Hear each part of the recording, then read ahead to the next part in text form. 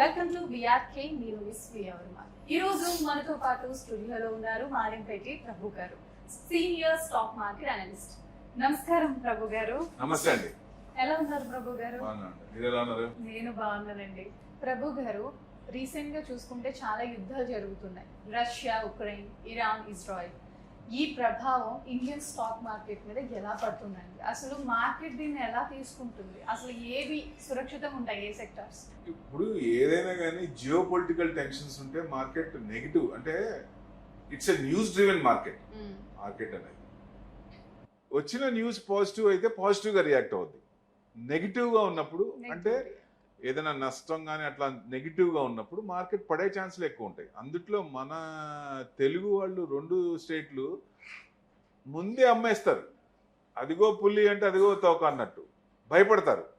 అస్సలు భయపడాల్సిన పని లేదంట. నేను తమిళియన్స్కి అమావాస్యలో ఇన్వెస్టర్స్కి రిట్రేస్మెంట్ అయినప్పుడు మార్కెట్ పడినప్పుడు అది పండగ. అది అలవాటు చేసుకోవాలి. ఆ భయాన్ని వదిలేయాలి. ఎట్టి పరిస్థితిలో భయపడాల్సిన పని లేదు. ఎందుకంటే బ్రాడర్ వ్యూ స్ట్రాంగ్ ఉంది. మనం బుల్ రన్లో ఉన్నాం. It's a long bull run. ఇంకా పెరిగే ఛాన్స్ ఉంది. మిడ్ స్మాల్ క్యాప్ పెరుగుతున్నాయి. లార్జ్ క్యాప్స్ కూడా ఇప్పుడు సపోర్ట్ చేస్తున్నాయి. సో ఇన్వెస్ట్మెంట్ కూడా ఎక్కువ ఇది వస్తుంది. ఎఫ్ఐఎస్ ఇన్వెస్ట్మెంట్ కూడా వస్తుంది.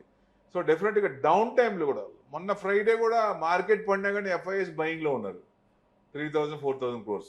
సో జనరల్గా ఏంటంటే వాళ్ళు మే ఎండింగ్ నుంచి జూన్ నుంచి అలాట్మెంట్ స్టార్ట్ చేస్తారు. ఎక్కడికి వెళ్ళాలి, ఏ కంట్రీకి వెళ్ళాలి, ఎక్కడ పెడితే సేఫ్ హెవెన్, వాళ్ళకి ఇన్వెస్ట్మెంట్, వాళ్ళకి ఎక్కువ ఇంట్రెస్ట్ ఎక్కడ వస్తాయి అనేది చూస్తారు. కాబట్టి మన ప్రైమ్ మినిస్టర్ ఎక్కడికి వెళ్ళినా రెడ్ కార్పెటా. ఒకప్పుడు ఇండియా అంటే పట్టించుకునే వాళ్ళ, ఇప్పుడు రెడ్ కార్పెట్ కదా. సో డెఫినెట్గా అందరి చూపు ఇండియా మీదే ఉంది. ఎందుకు? అస్సలు వార్లు వద్దంటాడు ఆయన. ఇది వార్ల సమయం కాదు, వార్ చేసే సమయం కాదు. పీస్ఫుల్గా ఏదైనా కూర్చొని మాట్లాడుకొని సెటిల్ చేసుకోవాల్సిన టైంలో ఇట్లాంటివి చేస్తే నష్టం ప్రజలకి ఉంటుంది, దేశానికి ఉంటుంది, ఇంకా మిగతా దేశాల మీద కూడా ఎఫెక్ట్ పడుతుంది. ఇప్పుడు ఈ యుక్రెయిన్ రష్యాను చూసాం. ఎప్పటి నుంచి అది 3 ఏళ్ళ నుంచి కాష్టంలా కాలుతూనే ఉందిగా. కానీ it's a part and parcel of Russia. Ukraine అనేది చిన్న పార్ట్. వాళ్ళు నిజంగా తలుచుకుంటే ఎంతసేపు. ఎందుకంటే ఇట్స్ ఎ డ్రామా అనుకోవచ్చు. ఎందుకంటే ఇటు యుఎస్ ఏమో ఆర్మ్స్ అమ్ముకోవాలి. మీరు మామూలుగా ఉంటే కొంటారా? కొండరు. అప్పుడు ఏం చేయాలి? మీకు ఎవరైతే ఉన్నారో, ఏ కంట్రీ మీకు రిలేషన్ ఉందో, మీ ఇద్దరికి గొడవలు పెడితే డెఫినెట్గా మీరు వచ్చి కొంటారుగా. లేకపోతే మీకెవరితోనా పడకపోయినా ఇద్దరిని రెచ్చగొట్టినా సేమ్ అదే చేస్తుంది యుఎస్. గోడ మీద పిల్లి. సో డెఫినెట్గా వాళ్ళ ఆర్మ్స్ అమ్ముకోవడానికి. ఇప్పుడు రష్యా చూడండి, క్రూడ్, న్యాచురల్ గ్యాస్ అవి అమ్ముకోవాలి. మామూలు రేటు వస్తే ఎక్కువ రేట్ చెప్తే కొంటారా? కొనలేరు కదా, రిజెక్ట్ చేస్తారు, వేరే కంట్రీని తీసుకుంటారు. అందుకని ఇట్లా జియో పొలిటికల్ టెన్షన్స్ వచ్చినప్పుడు క్రూడ్ పెరుగుతుంది. సో ఎక్కువ పెంచుకోవడానికి ఛాన్స్ ఉంటుంది. న్యాచురల్ గ్యాస్ యూరోపియన్ కావాలంటే పెంచుతారు. సో ఇట్లాంటివి అన్నీ ఉంటాయి. కాబట్టి వార్స్ వచ్చినప్పుడు మార్కెట్ కూడా నెగిటివ్గా తీసుకుంటుంది. అంటే విపరీతంగా పడిందా అంటే పడిన దానికంటే పైకి లేచింది ఇప్పుడు. సో ఆ రీట్రేస్మెంట్ని మనం ఉపయోగించుకోవాలి అంట నేను. పడినప్పుడు భయపడాల్సిన పని లేదు. ఓ చిన్న ఎగ్జాంపుల్ చూద్దాం. ఇప్పుడు వార్ నడుస్తోంది. ఇప్పుడు ఆయన వాళ్ళిద్దరిని రెచ్చగొట్టాడు. మళ్ళీ తర్వాత అసలు నేనే ఆపానంటాడు ట్రంప్. అది ఎందుకు? న్యూక్లియర్ బాంబ్స్ మీద అటాక్ చేశారు వాళ్ళు, యుఎస్. సో వాళ్ళు ఏం చేశారు? యుఎస్ యొక్క టెరిటరీస్ 52,000 ఆర్మీ టెరిటరీస్ మొత్తం ముస్లిం కంట్రీ చుట్టూతా ఉన్నాయి. చిన్న ఒక్క టెరిటరీ మీద అటాక్ చేశారు అంటే అప్పుడు ట్రంప్కు నెగిటివేగా. సో మిగతా ఎందుకంటే ఇరాన్ నుంచి యుఎస్కి అటాక్ చేయాలంటే కొన్ని వేల మైళ్ళు ఉన్నాయి, వాళ్ళు చేయలేరు. వాళ్ళ మిసైల్స్ అంతా 2,500 నుంచి 3,000 వస్తాయి, ఎక్కువ రావు. సో వాళ్ళు ఏం చేస్తారు? చిన్న చిన్న టార్గెట్ పెట్టుకొని అది చేస్తే దాని నెగిటివ్ వస్తుంది కదా. అది ఎప్పుడైతే ఒక్క దాని మీద అటాక్ చేశారో ఈయన మళ్ళీ వెనక్కి అడిగేశాడు. ఎప్పుడైతే విగ్రస్గా ముందుకెళ్తాడు, మళ్ళీ వెనక్కి తీసుకెళ్ళి యథాతథంగా ఉంటుంది. అంతకుముందు ఎట్లా ఉంటుందో అదే స్థితిలో ఉంటుంది. టెరిఫ్లు చూసాం, ట్రంప్ టెరిఫ్స్ చూసాం కదా. టెరిఫ్ ఎంత పెంచాడో మళ్ళీ యథాస్థితికి వచ్చిందిగా. అన్నీ అంతే. ఈవెన్ ఒకవేళ రాకపోతే కోర్టు కూడా మొట్టిగా కొడుతోంది. అంటే ట్రంప్ చేసేవన్నీ ఎగ్జిక్యూటివ్ ఆర్డర్సే. అవి స్టాట్యూట్స్ కాదు.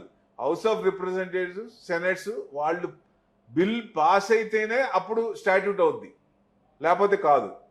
ఇవి ముందు చెప్పడానికే కానీ తర్వాత నిలబడవు. అదే అది రుజువైంది కూడా, కోర్టులో కూడా అన్ని కొట్టేస్తోంది కదా.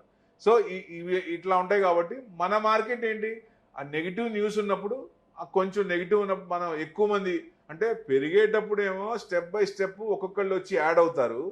ఏదన్నా నెగిటివ్ వచ్చినప్పుడేమో మొత్తం ఒకేసారి అమ్ముతారు. అది కొంచెం పడుతుంది. మనది ఒక 5-6% అలా పడి మళ్ళీ పైకి వస్తుంది, పైకి వచ్చింది కూడా. సో ఇంకా మనకు ఆల్ టైమ్ హైకి దగ్గరలో 4%లో ఉన్నాం. అంటే లాంగ్ టర్మ్ పెట్టుకున్న దానికంటే ఇట్లా పడినప్పుడు ఏదైనా న్యూస్ వచ్చినప్పుడు, నెగిటివ్ న్యూస్ వచ్చినప్పుడు ఆ దాన్ని కూడా గ్రాప్ చేసుకుంటే డెఫినెట్గా వచ్చేదానికంటే ఇంట్రెస్ట్లు ఎక్కువ వచ్చే ఛాన్సులు ఉంటాయి. ఎక్కువ అది ఉపయోగించుకోవాలంట నేను. ఎందుకంటే ఇక ఇంకా 3 ఏళ్ళు ఉంటాడు ఆయన. టోటల్ 4 ఇయర్స్ అయితే ఇంకా దాదాపు 3.5 ఇయర్స్ ఉంటాడు. ఇంకా ఎన్ని తెస్తాడు? ఎన్ని తెచ్చినా మన మార్కెట్ షేక్ అయ్యే ఛాన్సే లేదు. కొంచెం షేక్ అయినా లాంగ్ వ్యూ, బ్రాడర్ వ్యూ బాగుంది. సో మన మ్యాక్రోస్ అన్ని బాగున్నాయి, భయపడాల్సిన పని లేదు. డెఫినెట్గా ఇంకా కొత్త విషయాలు, ఇంకా కొత్త ఆయన ఏమైనా తెచ్చినా, ఇంకా వేరే ఏదైనా కొత్త వార్లు వచ్చినా మనకేం భయం లేదు. సో డెఫినెట్గా మనం అంటే మనకి నచ్చిన స్క్రిప్ట్స్ కొన్ని ఉంటాయి కదా, అవి ఆ నెగిటివ్ న్యూస్ వచ్చినప్పుడు పడినప్పుడు అవి మనం అందిపుచ్చుకుంటే మనకి మంచి రిటర్న్స్ వచ్చే అవకాశాలు ఉంటాయి. ప్రతి సెక్టర్ బాగానే ఉంటుందండి, సురక్షితంగానే ఉంటుందా? ఇప్పుడు వార్స్ అనగానే మీకు డిఫెన్స్ సెక్టర్ బాగా పెరుగుతుంది, ఎందుకంటే డిఫెన్స్ నుంచి యూసేజ్ ఎక్కువ అవుతుంది కాబట్టి. సో మళ్ళీ వార్స్ అన్ని తగ్గగానే డిఫెన్స్ సెక్టర్ కొంచెం ఆర్డర్స్ని బట్టి పెరుగుతాయి. మనకి మనమే ఉపయోగించేది కాకుండా కొన్ని కంట్రీస్కి కూడా మన దగ్గర నుంచే ఆర్మ్స్ మనం మొదలుపెట్టాం. సో హెచ్ఏఎల్ కానీ, ఏరోనాటిక్స్ ఇట్లాంటివి, డిఫెన్స్ బీడిఎల్ కానీ కొన్ని కంపెనీలు ఉన్నాయి, మంచి కంపెనీలు ఉన్నాయి, ఆర్డర్స్ బాగున్నాయి. సో ఎప్పుడైతే మనకు ఆర్డర్స్ బాగుంది అనుకున్నప్పుడు మార్కెట్ కాకుండా ఆ ఆర్డర్స్ని కూడా రైట్ టైంలో అది ఇచ్చిన టైంలో కంప్లీట్ చేస్తున్నారా లేదా అది మనం చూడాలి. చూస్తే ఆ రిజల్ట్స్ అనేది క్వార్టర్ రిజల్ట్స్లో అది యాడ్ అవుతుంటుంది కాబట్టి ప్రాఫిట్స్ అది మనకు తెలుస్తూ ఉంటుంది. అంటే ఎప్పుడైనా సరే మనం ఎవరో చెప్పారు, ఏదో చెప్పారు అని చూడకుండా కొంచెం ఫండమెంటల్స్ ఉన్న కంపెనీస్, మన ఈ పారామీటర్స్ ఉన్నాయన్నీ, మనం అనుకున్న పారామీటర్స్ అన్నీ ఉన్నాయా లేవా, పెరుగుతుందా లేదా, దాని ప్రకారం చూసుకుంటే బెస్ట్. అది ఎవరైనా చేయొచ్చు. ఇరాన్ ఇజ్రాయెల్లో ఇంకొక న్యూస్ ఏంటంటే స్ట్రైట్ ఆఫ్ హార్మోజ్ ఇరాన్ వాళ్ళు క్లోజ్ చేస్తారనే భయం కూడా ఉంది. ఎందుకంటే all over the world crude మీద ఆధారపడ్డారు. ఎక్కడైతే అక్కడ హార్మోజ్ని క్లోజ్ చేశారో ఆ షిప్స్ అన్ని బ్లాక్ అయిపోతాయి. సో ఏ కంట్రీకైనా క్రూడ్ లేనిదే ఇదే అతలకుతలం అయిపోతారు. అన్నీ కూడా క్రూడ్ మీద ఆధారపడి ఉంటాయి కదా. సో డెఫినెట్గా అన్నీ పెరిగిపోతాయి ఆయిల్తే.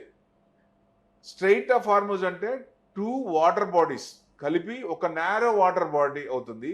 దాని పెర్షియన్ గల్ఫ్ ఆఫ్ ఒమాన్, అది స్ట్రైట్ ఆఫ్ హార్మోజ్. దీన్ని గనక వాళ్ళు ఏం చేస్తారంటే హౌతీస్తో కలిపి బ్లాక్ చేద్దామనే ఉద్దేశంతో అనుకున్నారు. బ్లాక్ చేయలేదు, ఎందుకంటే అంతకుముందు ట్రీటీస్ ఉన్నాయి, ఇంటర్నేషనల్ ట్రీటీస్ ఉన్నాయి, యుఎస్కి ఇరాన్కి కానీ ట్రీటీస్ ఉన్నాయి. అది జనరల్గా దాటకూడదు కూడా. దాటితే విపరీతంగా ఫైన్లు ఉంటాయి, పనిష్మెంట్స్ ఉంటాయి బాగా. సో అందుకని దాటలేదు. చేస్తారని, ఎందుకంటే వాళ్ళని కొంచెం చేస్తారనే ఉద్దేశం భయంతో కొంచెం ఇదయ్యారు. కానీ మన కంట్రీ ఆయిల్ మినిస్టర్ ఏం చెప్పారంటే ఒకవేళ ఏదన్నా ఆపినా కానీ మనకి 21 డేస్ మనకు ఆయిల్ స్టోర్ అయి ఉంది. సో డెఫినెట్గా 21 రోజులు మనకి సరఫరా కాకపోయినా మనకి ఇబ్బంది లేదు. మనం తీసుకునేది కూడా టోటల్గా మనం ఇండియాకి తీసుకునేది 55 మిలియన్ బ్యారెల్స్ అయితే దాంట్లో 15 వస్తాయి అక్కడి నుంచి. 15 మిలియన్ బ్యారెల్స్ అంటే 15 లక్షలు. అక్కడి నుంచి తీసుకోకపోయినా వీళ్ళు ఆపేస్తే వేరే కంట్రీస్ నుంచి తీసుకోవచ్చు కాబట్టి మనకి భయం లేదు. ఒకవేళ ఆ క్రూడ్ మనకి బ్లాక్ చేసినా, ఆ హార్మూజ్ అని క్లోజ్ చేసినా మనకి భయం లేదనే ఉద్దేశంతో మార్కెట్ పాజిటివ్గా తీసుకొని, ట్రంప్ కూడా సీజ్ ఫైర్ అన్న తర్వాత మార్కెట్ కూడా 250 పాయింట్స్ ప్లస్ అయింది. సో అది కంటిన్యూ అవుతుంది. సో ఏదైనా ఇట్లా మనకి ఎక్కడ చూసినా మన ప్రైమ్ మినిస్టర్ చూసే పాలసీలు కానీ, ఆయన చేసే పద్ధతులు కానీ, బాడీ లాంగ్వేజ్ కానీ మొత్తం ఏ కంట్రీస్ కానీ ఇష్టపడుతున్నారు. రీసెంట్గా ఒక కంట్రీకి వెళ్ళినప్పుడు కూడా వాళ్ళ పార్లమెంట్ లేడీ కూడా ఆయన కాళ్ళకు నమస్కారం పెట్టింది. అంటే అర్థం చేసుకోండి ఎట్లా ఉందో. All over the world is the king. యుద్ధాలను ఆపాలన్నా ఆయనే. సో ఏదన్నా మంచి పని చేయాలన్నా ఆయనే. సో డెఫినెట్గా ఇది పాజిటివ్ సైన్, మనకి అది మంచి అవకాశం. ఎందుకంటే ఆయన అన్నట్టు అమృత్ కాల్ స్టార్ట్ అయింది మనకి. నెక్స్ట్ 25 yearsలో we have to grow like anything. అంటే ఇట్లాంటి పిచ్చి పనులు చేయకూడదు. వార్లు అనేది, సింగిల్ లార్జెస్ట్ పార్టీ ఉండాలి. సో స్టేబుల్గా ఉండాలి గవర్నమెంట్. ఉన్నప్పుడు మన కంట్రీ డెఫినెట్గా జీడిపి పెరుగుతుంది, మనకి మంచి రిటర్న్స్ వచ్చే అవకాశాలు ఉంటాయి. ఇప్పుడు కంట్రీ పెరుగుతుంది, జీడిపి పెరుగుతుంది అంటే ఇన్వెస్టర్స్ హ్యాపీ కదా. ఇన్వెస్టర్స్ హ్యాపీ అంటే ఫ్యామిలీస్ హ్యాపీ, ఫ్యామిలీస్ హ్యాపీ అంటే దేశం హ్యాపీగా ఉంటుంది. సో ఇవన్నీ ఇంటర్లింక్ కాబట్టి సో డెఫినెట్గా మనం అన్ని ఎప్పుడైనా సరే అంటే పార్టీ గురించి ఎప్పుడు మనం మాట్లాడకూడదు, కానీ ఏ పార్టీ ఉన్నా కానీ సింగిల్ లార్జెస్ట్ పార్టీ ఉండాలి, స్టేబుల్ గవర్నమెంట్ ఉండాలి. ఇన్వెస్టర్స్ ఎప్పుడు స్టేబుల్ గవర్నమెంటే కోరుకోవాలి. అప్పుడు మన మార్కెట్ బాగుంటుంది, మనము బాగుంటాం. థ్యాంక్ యూ ప్రభు గారు. నమస్కారం.